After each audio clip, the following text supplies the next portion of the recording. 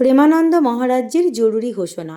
প্রেমানন্দ মহারাজজি তার সমস্ত ভক্তদের উদ্দেশ্যে বলে দিয়েছে, আমার সাথে দেখা করার জন্য কোনো টাকা পয়সা লাগে না।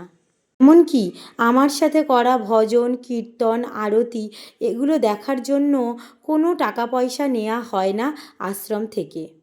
যদি কোনো ব্যক্তি আমার সাথে দেখা করানোর জন্য বা আমার ভজন কীর্তনে অংশ নেবার জন্য কোনো টাকা পয়সা দাবি করেন, তাহলে আপনারা এসে সত্বর শ্রী হরিবংশ কেলি কুঞ্জতে এসে দেখা করতে পারেন বা এই লিখিত কমপ্লেন জানাতে পারেন।